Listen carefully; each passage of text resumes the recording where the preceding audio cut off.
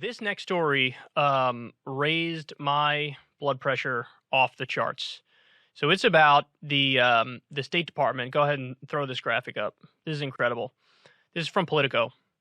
This experience broke a lot of people inside the State Department amid the Afghanistan withdrawal. So look at these two passages that I took out of the piece for you here. In interviews with Politico, State Department staffers described having been manic or suffering a complete mental breakdown at the time of the evacuation. They spoke of the need for mental health support in its aftermath. One official reported that colleagues continued to meet on occasion for breakfast, quote, just to cry. Another disclosed seeking out therapy. More than one State Department official described the Afghanistan withdrawal as having damaged them emotionally. The people interviewed for this article asked to remain anonymous so they could speak candidly. We're not used to failure at state, oh please. And in every single possible circumstance, it was a failure, one of the officials said. You're failing with the email. You're failing with getting guidance on what we could do and what we could not do. We weren't empowered enough. No one really understood what our policy was. The VA had offered to make its 24/7 support line, which focused on PTSD and suicide prevention, available to state.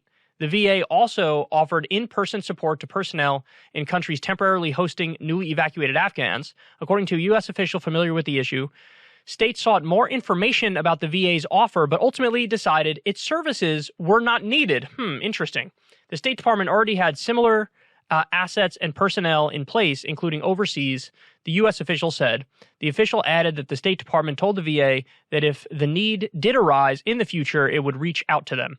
The decision to turn down the VA's offer infuriated one of the State Department employees who spoke to Politico, who said not enough attention has been paid to the U.S. officials who have suffered under the unyielding mental and emotional demands. So let me explain to you why this is beyond absurd. The State Department, in many respects, is in charge and in control of foreign policy. Donald Trump had negotiated a deal with the Taliban to largely get out of Afghanistan, not completely, but largely get out of Afghanistan by May, I believe it was. Biden took a look at it and said, you know what, that's a little too quick. Let's push that back a little bit. And he did. He did.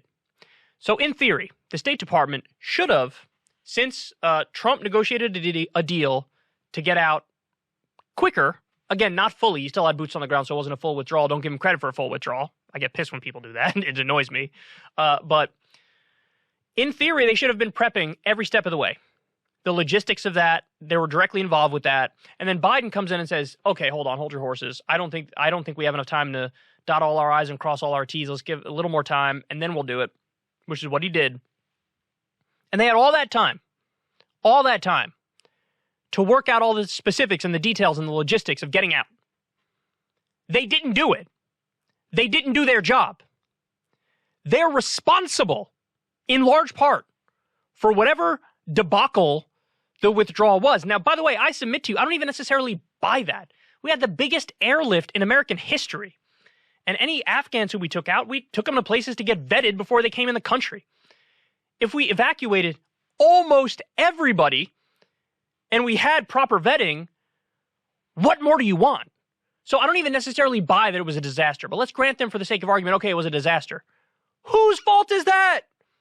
What do you want, Biden to fly into Kandahar and do everything on his own? No, you're in the State Department. It was on you to handle a lot of that stuff. It's on the Pentagon, it's on the State Department, it's on whatever other agencies are pertinent to the withdrawal. And so they didn't do their job. They said, oh, we're not used to failure at the State Department. Bullshit! All you're used to is failure at the State Department. What have you gotten right? What have you gotten right? The best thing you did was probably the withdrawal. But see, the reality is they didn't want to leave. They didn't want to leave. They wanted us to stay there forever. The entire military-industrial complex wanted us to stay there forever. Whether Lockheed Martin, Raytheon, Boeing, Honeywell, all the different companies, the CIA, the Pentagon, the State Department, they all wanted to stay there forever. They expected us to stay there forever. And so, to the extent anybody failed, they failed, and now they turn around and go, I'm such a victim of the withdrawal. My fifis are so hurt. I don't care about your fifis. I don't care even a little bit. There's another part of this piece where they say, we offered them service dogs to make them feel better. Between that and the line about sometimes we get together just to cry, go find another job. Go find another job. Anybody who is whining about this has no business working at the State Department. None. Because they suck at their jobs. They suck at their jobs. So this is the most traumatic thing, the worst thing that anybody could have ever imagined. Do you guys remember the story that came out not too long ago, maybe 2 years ago, 3 years ago now? The Afghanistan papers that detailed in no uncertain terms how every move we made in the war was a colossal failure. We should have never been there. As we were there, people were like, I don't even understand why we're here. What are we doing? What's the goal? What's the point? I don't even get this. You had, a lot of, questionable things happening in terms of which contractors are getting paid and why. Same thing happened in Iraq. The whole thing was a boondoggle, and it's almost kind for me to use the word boondoggle because it's also, a lot of it is imperialist on purpose. You go there, you control a region of the world that you consider vital. It's to counter the influence of China and Russia. It's to have control of the trillions of dollars in mineral wealth in the region. It had a lot to do with oil in Iraq. So, it's nefarious on the one hand, but it's also a total quagmire and boondoggle on the other hand.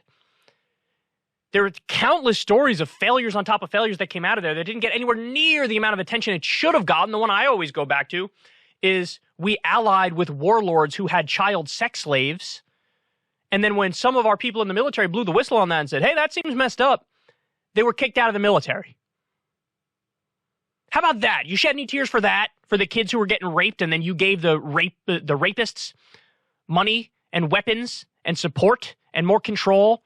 Did you shed a tear over that? Did you need a service dog over that? Oh, right. You didn't say anything about that at all. These guys are frauds. They are frauds. They are con men. Every last one of them. They're portraying themselves as the victim of the withdrawal in Afghanistan.